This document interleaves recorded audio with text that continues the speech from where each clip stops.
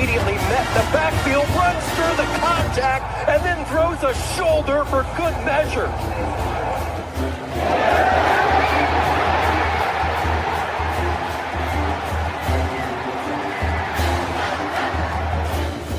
On this defense here. That is true. High in the air. Right center field. Brandon Compton. Welcome to 2025. Not today. This one the other way. It's still going back. At the track. Walks up and down. Edwards pulls off and buries it. Richardson drives out for Robbie Ryan. Her three right on the money.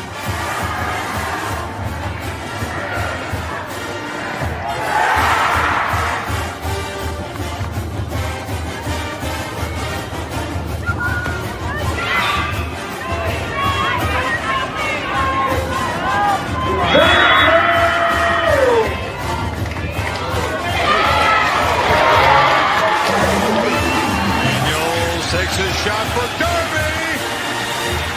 Flag out. Doesn't matter. Touchdown.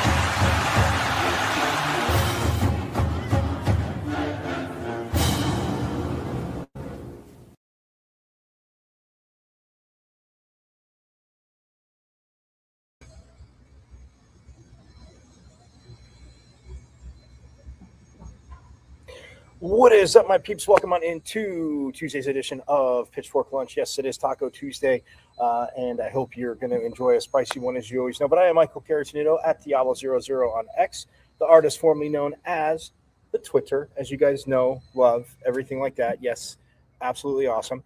Check us live there every day, Monday through Friday, 12 to 1. Also, you can check out my the show on the wonderful world of the IG. I know, at michael.caratinito.5.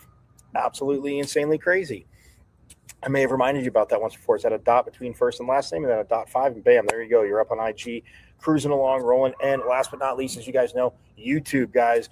Go to the YouTube channel. You need to watch live. You should be watching live, but subscribe, because you would miss a plethora of phenomenal con reviews that, again, whether it be coaches, players, voices, insiders, alum, wonderful athletic director, yes, all there on Pitchfork Lunch on the YouTube page. So again, go there, make it easy for yourself, and subscribe, because I'm glad you're watching now. You know that forks up to that, but you know what I'll say, where have you been? And shame on you, because you have a lot of catching up to do. You can binge watch season 1, keep watching season 3 though, and then once you finish season 1 and you're still watching season 3, you binge watch season 2, like I said, as you keep watching season 3, and then you'll see these com reviews that they'll make more sense and stuff like that. So they make sense anyway, but again, we're not going to talk about the same things every time, so got to keep going.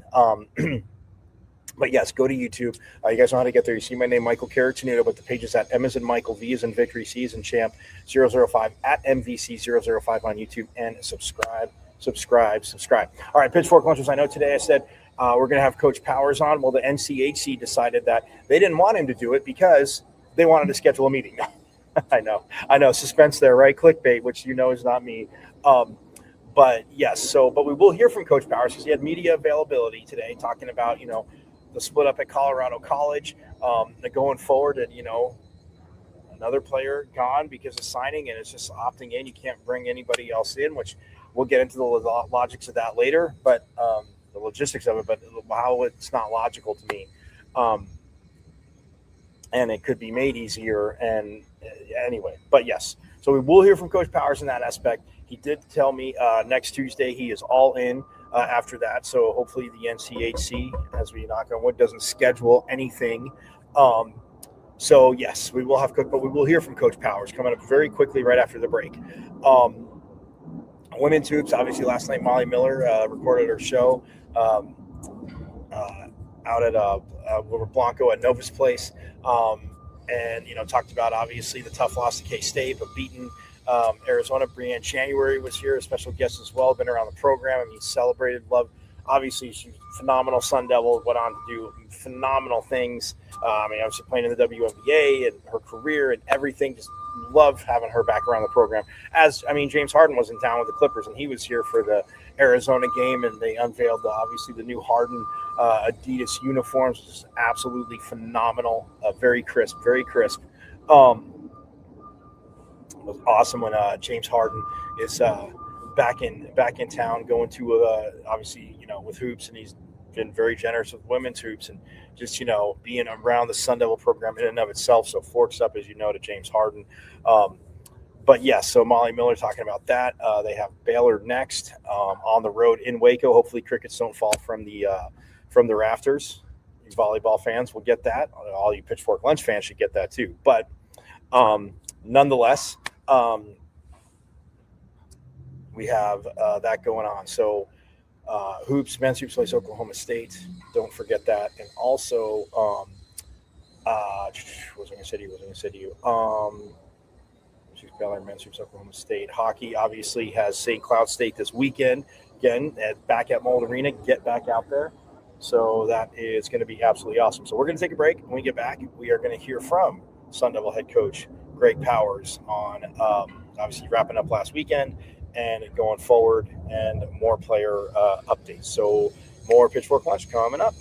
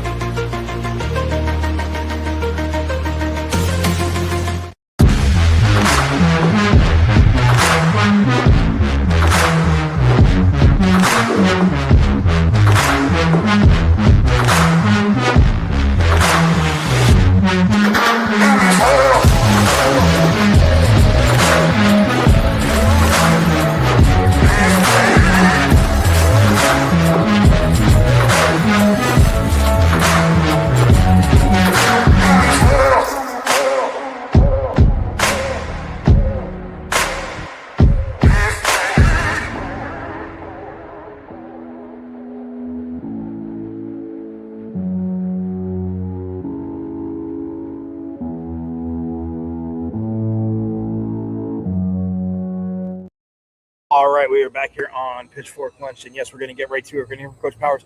I will remind you also, too, we are out at ASU softball today, so we will be hearing from some softball players jumping in. So we're out at softball today, too. So, again, you're not going to want to miss out on that. But, yes, here is Coach Powers from his media availability today, wrapping up last weekend in the split at Colorado College and going forward, and more player news for Sun Devil hockey.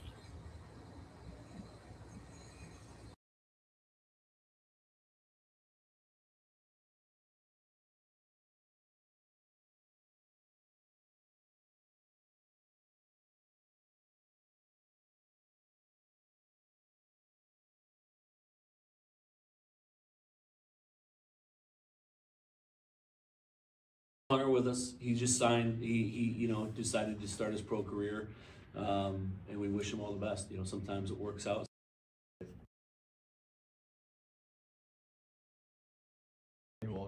He's no longer with us. He just signed. He decided to start his pro career, and we wish him all the best. Sometimes it works out, sometimes it doesn't. He's a great kid, and I think it's probably in his best interest to start his pro career now, and we hope he goes and has a ton of success. It's now the fifth player you have no longer with the team that you began the year with. How Fifth? With 3 players leaving the team, 2 players out for the year with injury, and how does that just affect your overall depth? Yeah, I mean it's not ideal, but we still like what we have, and we'll get through it. What does that look like behind the scenes, I guess? I mean, you're already injured throughout the forward group. What does that look like with him deciding to leave? I mean, it's not for me to decide, right? Like Right. it's you know it is what it is. Yeah, but we support them and we genuinely wish them all the best. That's all I can say. You know. You mentioned last week having to, I mean, obviously with the injuries, but Ness playing up front, which is where your overall thoughts of him as a forward. He's a Swiss Army knife. Like he's just such a good program guy, and he'll do anything it takes for our team to have success. And he's effective up front. Like he forechecks. He's big. He's physical. He's got more skill than you think. He's a really effective forward. And like he's so committed to the forecheck. I mean, you got that kid trucking down your back. You're not wanting to go retrieve the puck. So he's really effective. He's good on face-offs. He's responsible in the D zone. He can kill up front and on the back. He's really useful that way. How do you and the rest of the coaches kind of work together throughout these injuries to make sure that the guys, stay on top of it? Yeah, I mean it's you just got to support them. You got to manage the week appropriately, right? So you don't lose anybody else in practice. But you can't let off the gas too much. You still got to practice hard. Just harder, shorter, more direct, making sure they're doing what they need to do away from the rink and rest, recovery, all that stuff. But honestly, we don't even address it. Like sometimes like the room and the culture is better when nobody's sitting out, because you don't have any long faces and right now we don't have anybody sitting out. So it's a good vibe in there. And everybody's playing and everybody's a part of it. Everybody's got a role.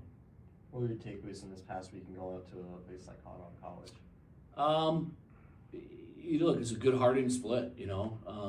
Friday was unfortunate because we had the game in control, and then we obviously took 2 penalties in the same whistle, and they tied it up on that 5-on-3. But we found a way to win.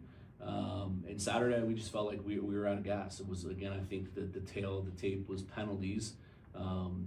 And we had to kill off, I think, 6 in the first 2 periods. It just gassed our guys, right? Altitude's tough, back-to-back up there. They're really good at home, especially on Saturday. Herbs gave us a chance to win. We had, some really good chances, hit a post, had a power play there to tie it in second. Kevin missed a breakaway. So it was a winnable game that they outplayed us in because our goalie was really good. But you come home with a split on the road, and that's what you're always really trying to do. Now looking ahead, what's kind of the message for this next month of February? Just one game at a time, right? Like it was going into CC, it was a 10-game season. The goal on Friday was to go 1-0, and then the goal on Saturday was to go 1-0. It's cliche, but that's all we're looking at. Now it's an 8-game season. The goal is 1-0 against St. Cloud, and then we go from there. It's so tight 4 through 9 in our league right now. There's still so much opportunity, and we think with a really good weekend this weekend, we're right back in the conversation for home ice. And with a really good weekend, we will be. So that's the focus. It's glass half full, and what we have in front of us that we can accomplish. With a really good weekend this weekend against a good team coming in that's also desperate to get some points, it should be a really good series. And you've talked about obviously this team's resilience, whether it be, through injuries, next man up, but just how have you seen them just grow in this short period of time? Yeah, you look at that's the silver lining is with our young group. You hate to lose a kid like Klutz would be so useful for us right now. But the other guys, they've just done such a good job. You look at Sammy Alfano and Carmelo Crandall, just 2 off the top of my head that have really stepped up and embraced bigger roles as younger kids, and they're playing great hockey, and it's going to be great for them now and great for their futures, and they're proving that they can do it, and it's good to see. This year being the year that you kind of switched from going from a transfer portal heavy recruiting class to bringing up a bunch of freshmen, how do you feel like your entire team and just the program has adjusted to that youth coming in? I think good. Obviously we want more wins. We're not where we want to be or where we expected to be, but you have to look at the positives, and the positives are these kids are getting great developmental opportunities for us in a really tough league and against one of the toughest schedules in the country, and it's going to pay off. Jeff was hanging out on the bench today. How do you think he impacts the team even when he can't play? Yeah, he's such a positive kid, and such a good leader. you can't replace him. He's too good of a player, right, on the ice, but he's so bought into the program, and he's so happy to be here, and he knows that his role moving forward is going to continue to be really big. I'd be shocked if he wasn't, a leader or a captain moving forward. He's just a really well-liked kid that's supportive of everybody in so many ways. Like he's awesome. We're lucky to have him. With this transitional kind of year going to those younger guys, what does it mean just to be able to stay competitive in a league like the NCHC while having all that youth? Yeah, I mean, I think it says a lot, I mean, it's still, I hate to use that as an excuse, I think that the good news is that, you look at like a Shelley and a Bose, they played so much last year, that they're almost juniors now, right? And we want our freshman core, they're getting a lot of reps and a lot of touches and a lot of action and big moments in important games to come back with that same mindset next year, right? Where they know we can lean on them and they want us to lean on them. And but I think, the fact that we're right there within striking distance still after a split on the road, it says a lot about the group, and we're really excited for the weekend. Yeah. Thank you, Coach. Thanks, guys. Thanks, Coach.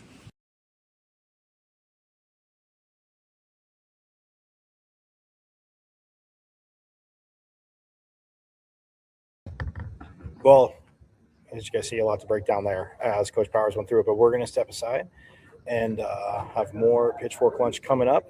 Like I said, we'll be headed out to softball, see what happens there. So again, don't go too far. We have more Pitchfork Lunch coming right up for you.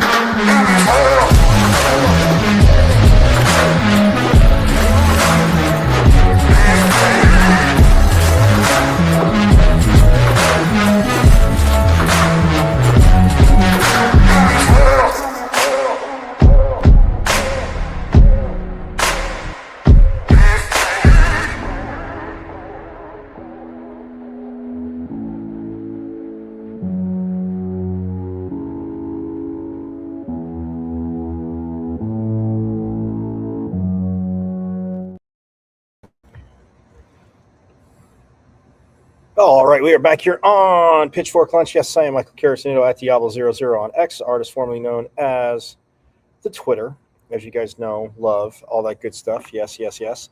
Um,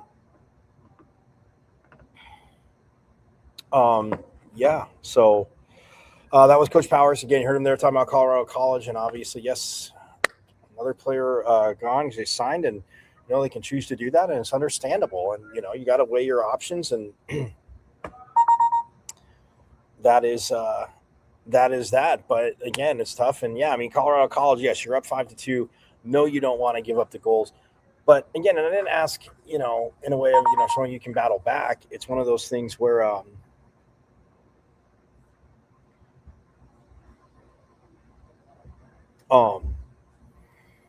it's one of those things where when you look at it, like it's again, it is their option, but it's just with this whole opting into the house settlement, which these teams did, and we know it. Yeah, these teams did, and you can't bring in, but if you don't opt in, you could bring somebody up in that effect if they signed. I mean, so yes, I have to. I'm gonna get the full details out because I get you can't just like bring some. I think just obviously it's not gonna be through the transfer portal, that we understand, but nonetheless, that was Coach Powers. Said you would be out at ASU softball today. We are out at ASU softball today. So, as sure you can hear some of that music in the background, which is absolutely awesome. But yes, we heard from. I'm going to bring you some of the players that we got to talk to today ahead of their season opener. Oh my goodness, I know. Here goes softball, baseball in a week, and we're um um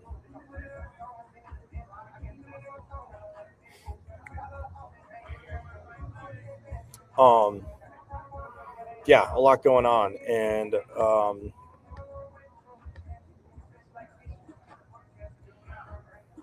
we talked to sophomore, I almost called her freshman. She was a freshman last year. You heard that. Tiare Ho Ching, who had, again, just a hell of a freshman campaign. We're going to hear from her first. Um,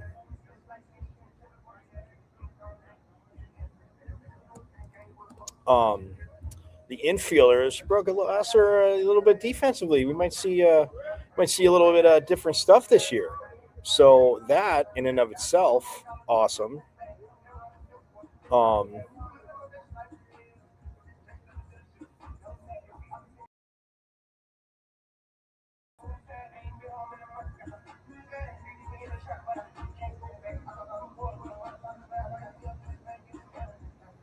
yes, that in and of itself is very, very awesome.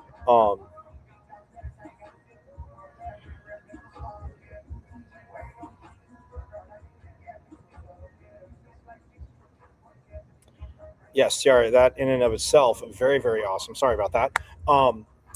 But yeah, so I mean, just looking forward again to what she may do. Also,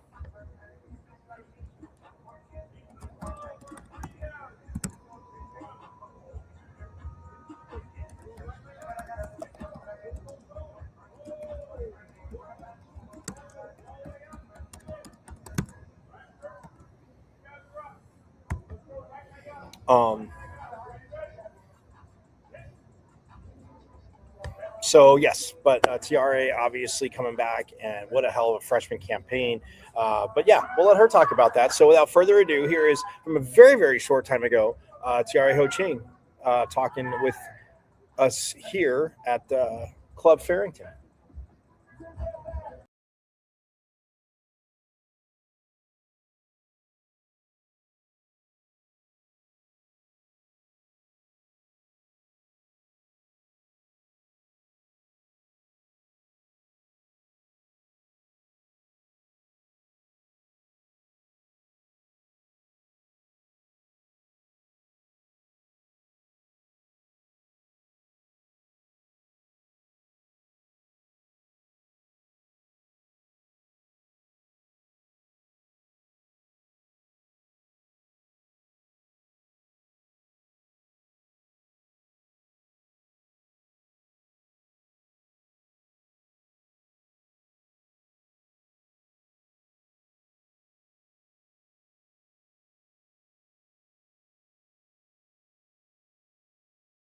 else other than ourselves. Questions? You have obviously the tournament, but you also have in the middle of that, you're playing the number 3 ranked. Trying to see where we stand. You know, like you said, we played each other this whole spring, so it's exciting to get to play someone else other than ourselves. Questions? You have obviously the tournament, but you also have in the middle of that, you're playing the number 3 ranked team in the country in Oklahoma. How's that challenge? Do you look forward to that? How do you perceive that little break? And it's not a break; it's playing one of the toughest teams in the country. Yeah, along with Oklahoma, we've been prepping for the other teams we're facing in the tournament, like Toledo, Memphis, Northwestern. So yeah, obviously Oklahoma was a really highly ranked team for the past couple of years. So we're excited to see where we stand. In that sense, and it's a great opportunity to see how we've grown this fall and this spring. So yeah, we're excited. What did you take from, the fall, obviously playing in the fall, and it's not the same schedule you'd be playing once you get rolling, but just how do you feel you guys grew in the fall?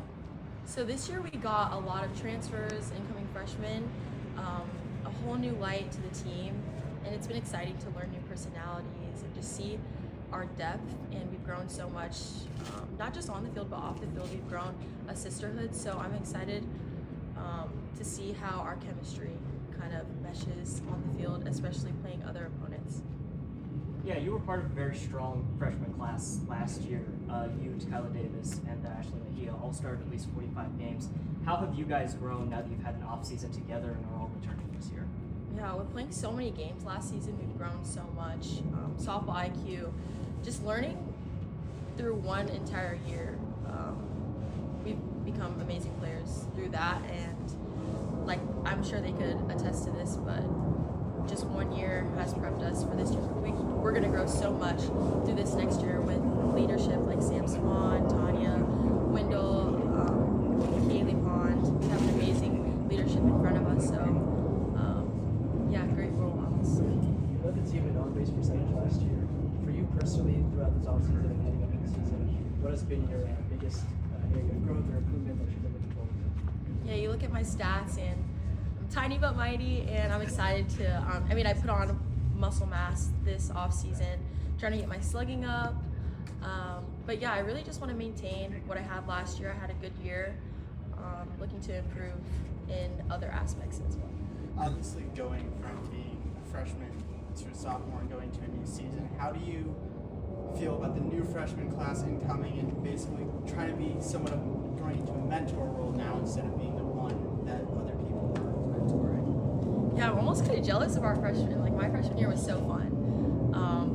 Learning new experiences, learning from the people in front of me. I'm excited, or I'm glad to be that person for the freshmen this year. They're amazing, and I hope they have as much fun as I did last year. You talk about, obviously, your stats, but like the pitchers that you guys have on staff, when you get to face them as a freshman, how much do you feel, that helped you offensively and even helps the team now going forward? This fall, it's funny because this spring we faced our pitchers so many times, and every time like I struck out or struggled against our pitchers, it's kind of like a bittersweet moment. It's like, dang, like I just struck out, but it's like, wow, I'm so glad you're on my team and I don't have to face you during season. But our staff looks great. I'm so excited to play behind them. And then where do you feel that you've grown the most, defensively, from last season to now? I'm sorry? Defensively, how do you feel that you've grown from last season to now? I've grown. So last season I played second base, and this season I've kind of mixed in a little bit of shortstop. So just learning the adjustments from the right side to the left side has been a bit of a challenge, but it's been a fun one. So, yeah. Anything else for Tiade? Just how practice is amped up leading into the first weekend of the season? A lot of scrimmaging, a lot of live at-bats, trying to incorporate game-like situations in practice, so we got that game-like feel. We've had night practices under the lights, so it's been fun to, prep for that. Yeah. Thanks, Tiade.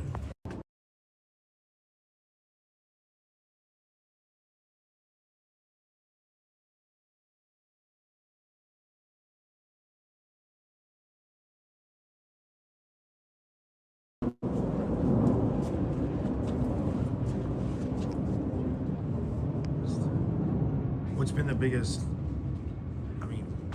what's been, I guess, the funnest part about the off the field stuff, getting getting ready for the season? Even, I mean, I know you played in the fall, but just off the field, getting to be around everybody. It's been really good. We obviously got a few new transfers in, the freshmen in, so just like bringing them into the fold, letting them know like what the culture's like and how we're just a family here, and it's just been really exciting to get everyone in the same train, on the same boat. You've got a couple of new pitchers in with Lisa and Mary Payne, obviously. As a catcher, what's sort of your process in terms of adjusting to them? How has that sort of gone in the offseason? Really just getting to know them as people and like how they function, what they want, and the softball stuff comes easy once you know them like as a person. So it's been really exciting to get to know Issa and Mary Payne. Yeah, and then you obviously have, on top of that, a very strong returning pitching staff. How do you grow with them as players who have already, you know, pitched in college softball? How do you still grow with them? Really just every day in the weight room, in the bullpen. Like Mika and I are really close. KB the same. Like we work really hard together and we work for each other, so it makes it easier to like grow as people and grow as softball players. Speaking of returning pitchers, obviously Kenzie Brown, fantastic last year. What did you notice behind the plate? How did you two have the chemistry to be able to help her succeed the way that she did? So I caught every inning for KB, and it was just really fun. Like she makes it fun. Like she's ready to go attack batters. Like we have little things where we know what each other wants and stuff like that. So it's really good just to like know her as a person and know what she wants to be able to help her on the softball side. To kind of piggyback off that, I mean, I know it was last season, but to think back to that BYU game last year, I mean, she had 18 strikeouts. I know I think their opposing pitcher came in with like a .32 ERA. When you're behind the plate for a game like that, I mean, granted, yes, you want to hit their pitcher, but I mean, how awesome is that just to see two pitchers like that go at it? It's so awesome. Like pitchers' duels are always the most intense games, and KB's always ready for one. She loves the idea of like keeping everybody down in runs. Like it's her job, and she knows that, and she's just gonna take advantage of it. It was a really exciting game for sure. And in practice, like, I mean, Tiara just mentioned like striking out against those pitchers. When you're behind the plate, if they're striking out, do you razz them a little bit extra, knowing that or do you try to encourage them? It's hard. Like our pitching staff is tough, and I mean I've been on the other end of that too. Like facing KB, I'm like, oh, another day. But no, it's fun. Like we keep it fun, we keep it light. I mean that's the whole reason why we're ready to play somebody else, because we keep facing All-American and KB, Aisa, Mika, MP. Like it's just really exciting to get to see someone else finally. And then the catcher's a leader on the field. What's it like going from leading practice to leading games? It's really just the same thing. Like we practice how we play. So as long as I stay vocal, stay like in tune with my teammates, it's really just another day, another practice, another game. You mentioned getting to know your pitchers as people. Is that just a rep type of thing? Is I'm practicing with you every day, or is that something you do off the field as well? Definitely off the field. Like the more you can grow with your teammates off the field, the easier it becomes to like be with them on the field. Like it gets easier to know your pitcher when you know the kind of person she is, and like you want to go hang out with her after the game. Is there anything specific you've done with any of them? Like a ritual we love coffee. We're always getting coffee. Mika is an amazing cook. She loves to cook, bake, do everything. And KB just likes to hang out. Like last week were watching a show, just hanging out with teammates. So it's really fun. What's Mika's best dish then? Ooh, she just got this new pot, and she made bread in it, and it was so good, so good. I'm trying to get her to do a sourdough starter, but it's hard. Maybe after the season, right? Yeah. Traumatized with sourdough starters. Both individually and as a team, you guys have been getting some recognition, whether that's Kenzie Brown being named top 50 watch list, Mary Payne Hodge getting that D100 freshman list, or just your team being tied for third in Big 12 rankings. Do you guys like that you're getting that recognition, or are you simply trying to push it aside and focus on the games? We're just focused on the games. Like we got Toledo. Toledo's our first game. We're just ready to get after them. The recognitions don't mean much. I mean, they're really helpful, but we need to go get after Toledo. Nearly all of your first 30 games are at home. I mean, what are you most looking forward to in that sort of environment with the fans behind you? It's awesome. Like just to have everybody's family come in and be able to support, and it just feels so good to be here. Like we just got a brand new wall. Like the Sun Devils are ready. Anything else for Sam?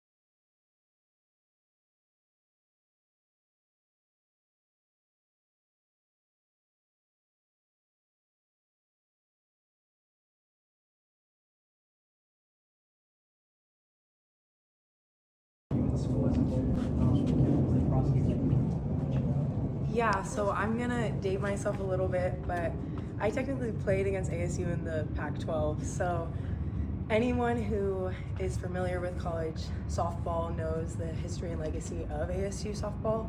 And so obviously when, you know, Coach Steck and Coach B reached out in the portal, I was instantly attracted to it. It's a school I was familiar with, and they always gave us a hard time.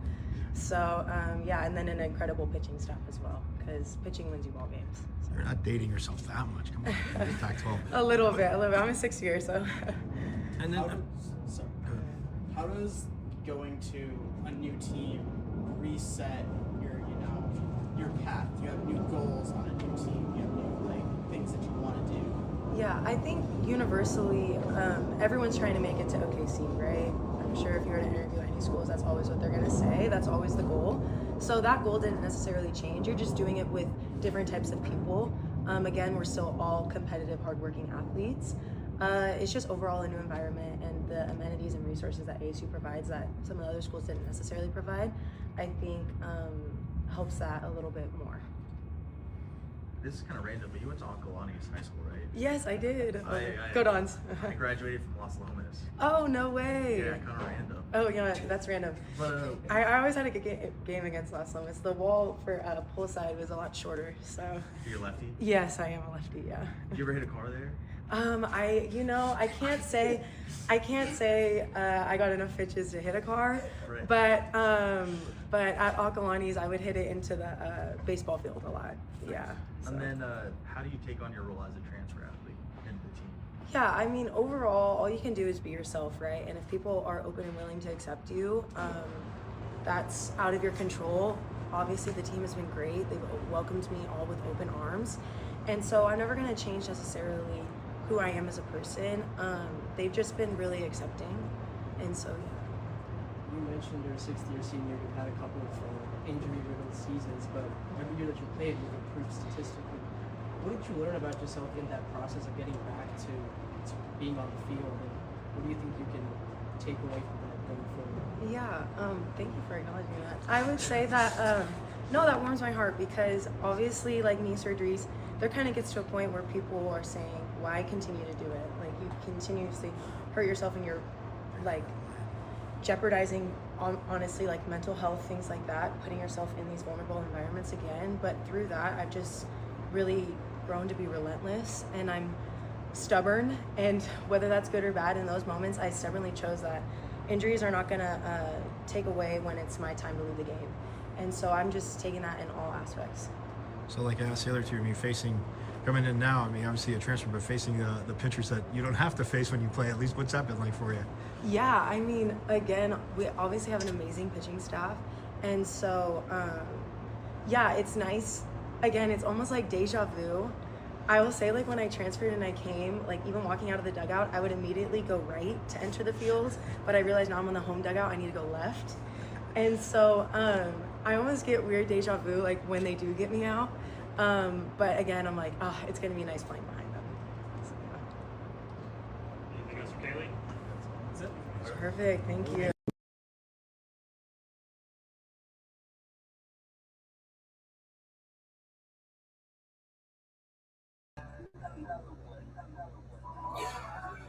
Well, there you guys here. Look at that. Tiare Ho Ching back again, who had a hell of a year, hit 339 as a freshman last year, my friends. And that is absolutely awesome.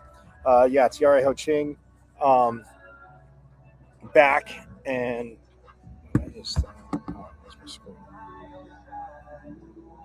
yeah, Tiare Ho Ching back for another, obviously, her season, as she last year, like I said, hit 339 as a freshman. Her OPS was at 913, which is awesome. But yeah, 339. She drove in 24 runs, scored 46 runs, hit 4 dingers, 1 triple, 11 doubles, which is tied for 3rd last year on the team, because Tanya Wendell, who we will catch up with Tanya Wendell at some point, because she does pitchfork lunchers. I know he's all kidding aside. Works up to Tanya Wendell, awesome. but she owes us an interview. And you Pitchfork Lunchers, you guys know this. So, yeah, that's absolutely huge. I know the Cowboys hat, like I said, Darren Woodson, the whole voting, he's on the finalist list. Darren Woodson should be a Hall of Famer. So, side note, hashtag Darren Woodson to the Hall of Fame,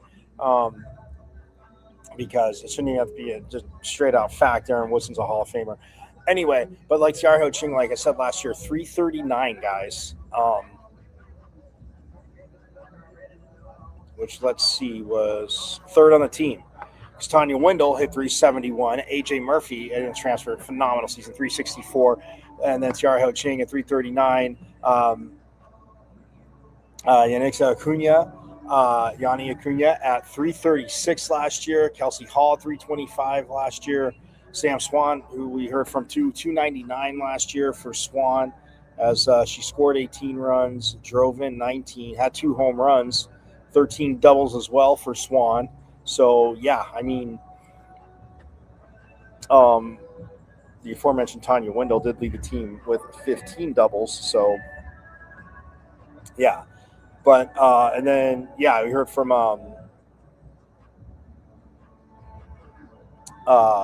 Kaylee Pond there, too, who transferred from Cal. She had dating herself.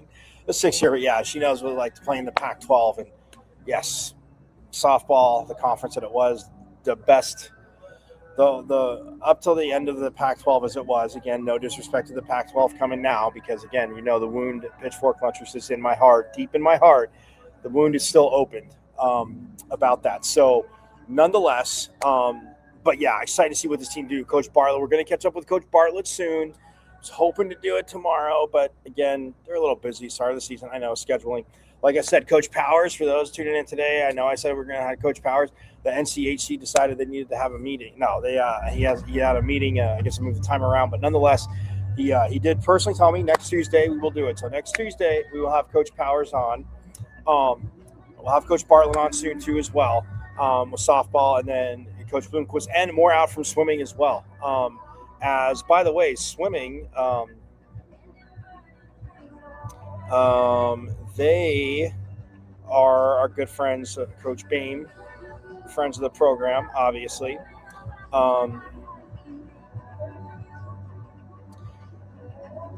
Friday at 1 o'clock, they are in Tucson and taking on that team down south. Friday the 6th at 1 p.m. So, yes, today's Tuesday, this Friday, they're headed down there. So, as you can hear the music getting louder here from softball practice about to start. So, I'm actually going to get out of here. But I want to, again, shout out Forks Up Swimming, as we heard from. So awesome. I love what he had to say, because, hey, you know what? It's not about just being cocky. It's about doing it. And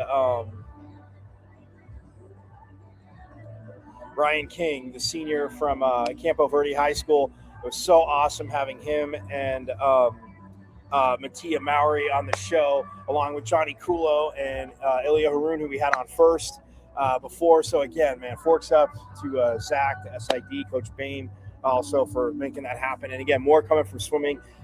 Big Meet Friday. We'll get more into it as they get set to head down to Tucson, but a 1 p.m. meet on Friday. So that is going to, that is what is next. And then for softball, guys, like I said, they start their season Friday as well. They will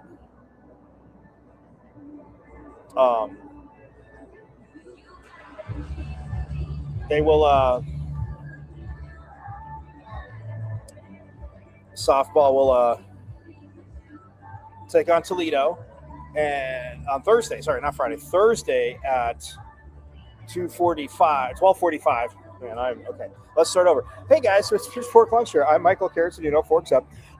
February 5th, Thursday at 12:45, Toledo will be here. And then also Thursday night,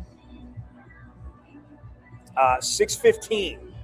It is preseason. They're number 3 in both polls, and and I have nothing but respect for Oklahoma and what they've done. Yes, they have just.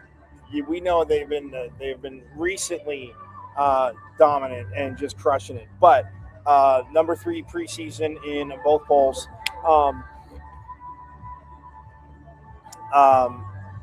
Thursday, 6:15 p.m. After they take on Toledo, they'll take on Oklahoma. And then Friday at 6:15 p.m., they have Texas State. And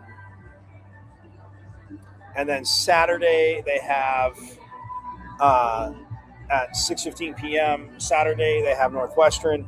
And then Sunday at 12:45, it is Memphis for the Kajikawa Classic. So, again, so awesome to see that as they are rolling on through. So, yes, that is the schedule coming up for softball this weekend, too. But swimming, like I said, Friday, 1 p.m. down in Tucson. And just think about that, 1 p.m., you could get back up here Friday night for ASU's game against Texas State.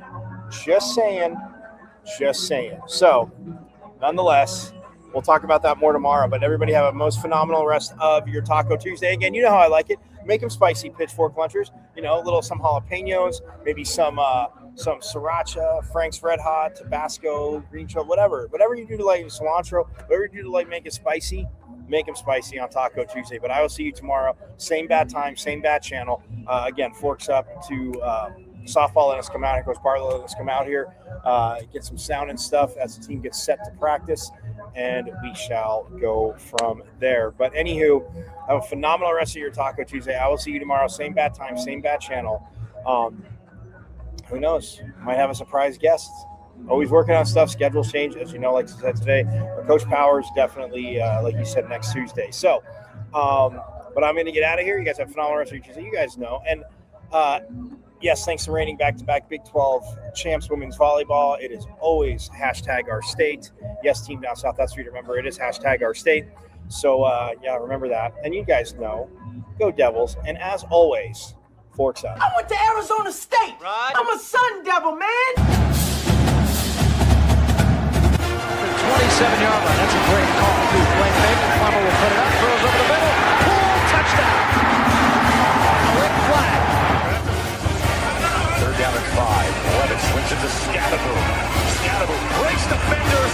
Here he goes again. Scadaboo is the running back, and he is immediately met. The backfield runs through the contact and then throws a shoulder for good measure.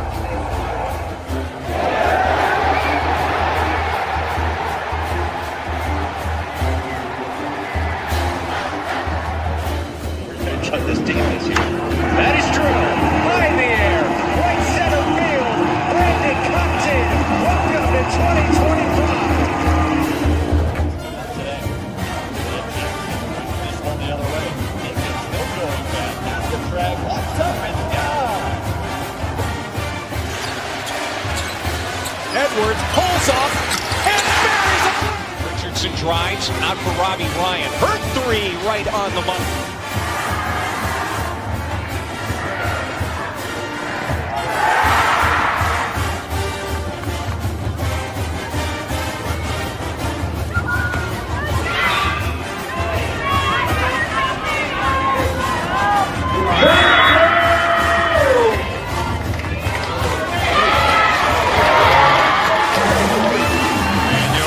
Takes his shot for Derby. Flag out. Doesn't matter.